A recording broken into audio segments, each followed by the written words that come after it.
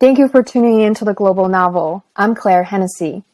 Anna Karenina is one of the most nuanced characters in world literature, and we return to her and the novel she propels again and again. Joining us today is critic and professor Bob Blaisdell, who unravels the novel's author Leo Tolstoy's family, literary and day-to-day life during the period that he conceived, drafted, abandoned, and revised Anna Karenina in his recent book titled Creating Anna Karenina.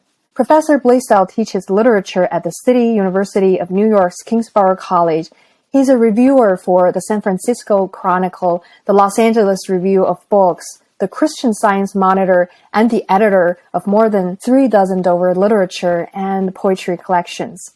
Welcome, and thank you so much for coming to the Global Novel, Bob.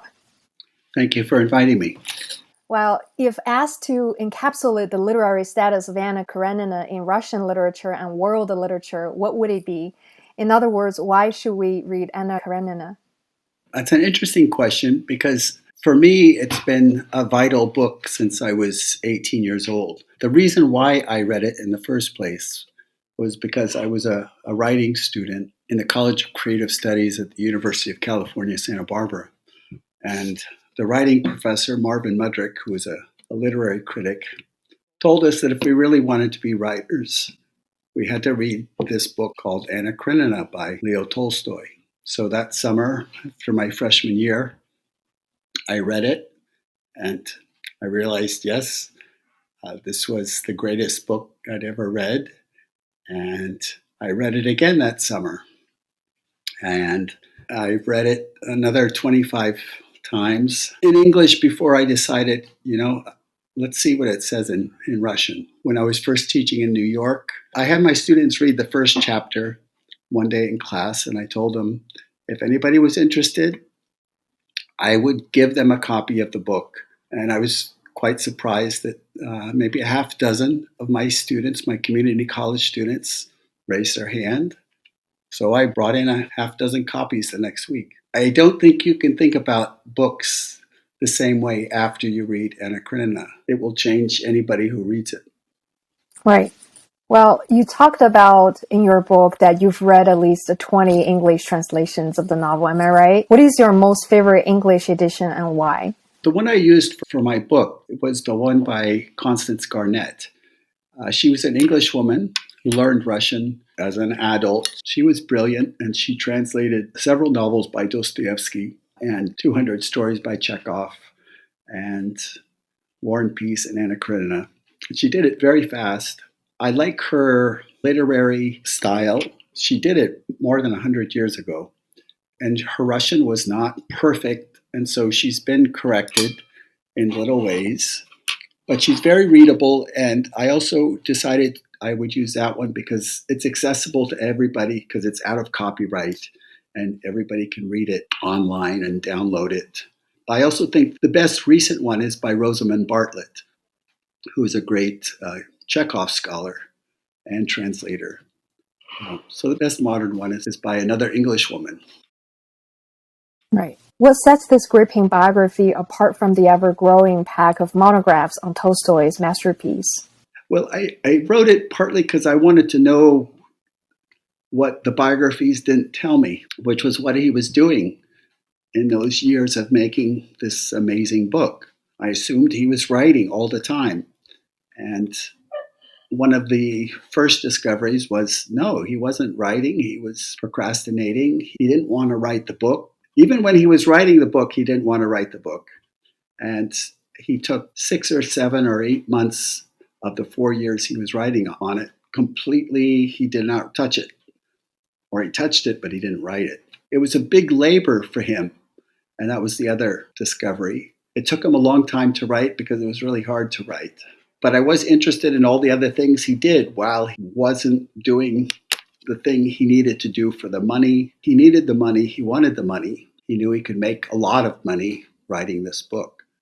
And so he was serializing it, just as today we have serialized shows. But he made his readers wait. Magazine publisher thought they could do it all in a year and a half.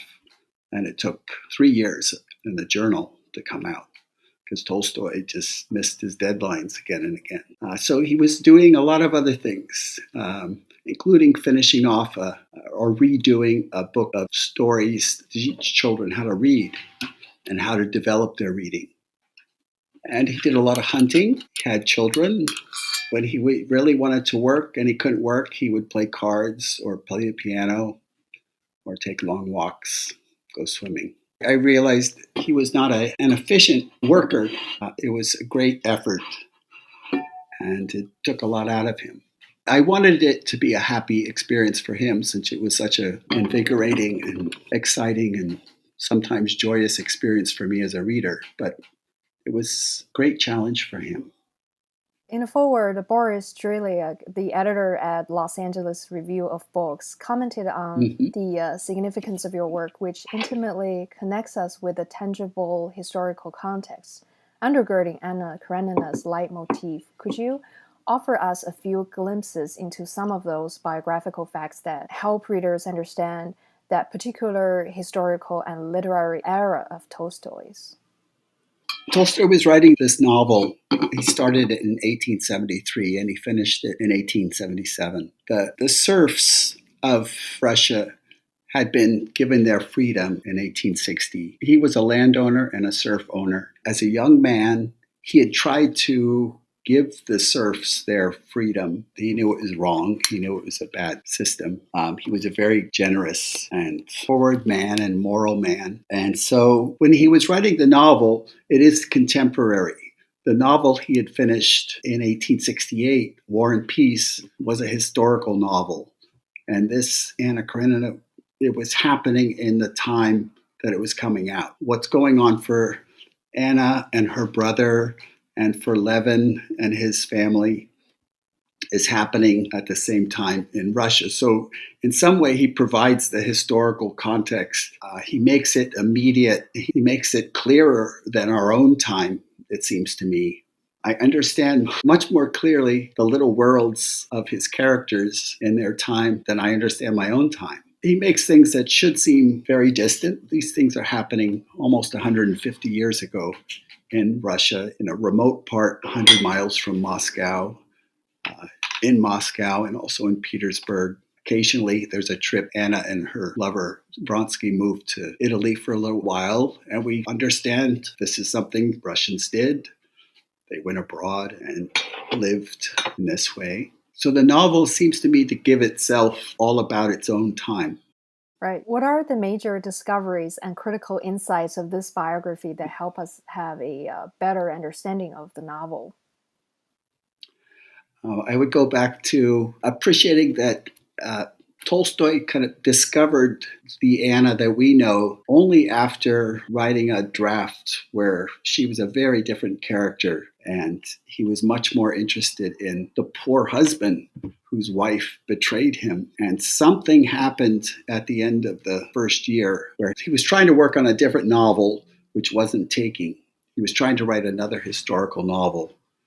And he had this other novel that he just thought of as a novella that he could knock off in a few weeks. But as he kept coming back to it, because the novel about Peter the Great's time wasn't clicking, one day the story completely changed because Anna Karenina became Anna Karenina.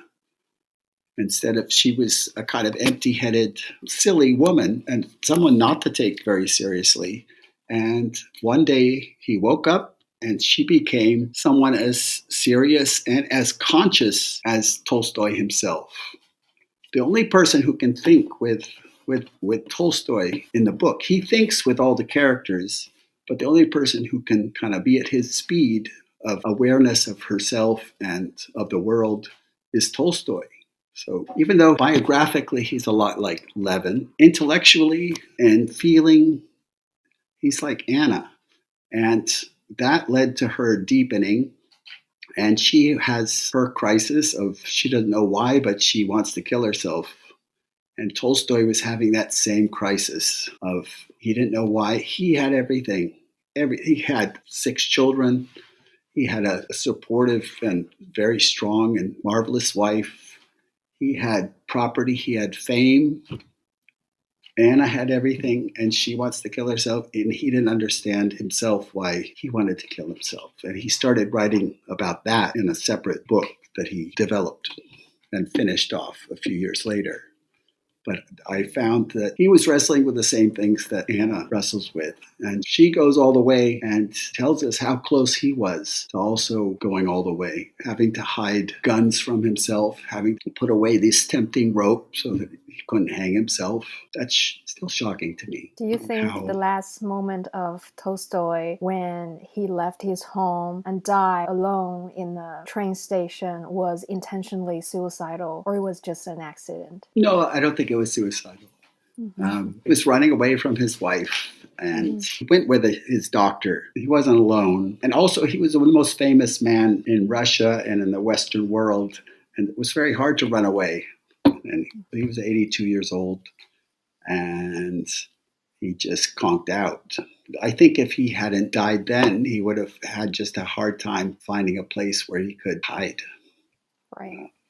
His death was covered by reporters. He was dying in this, yes, at the train station, in the home of a train station master. But it was covered by reporters. It was covered in film. We can see film of Tolstoy, the house where he's dying.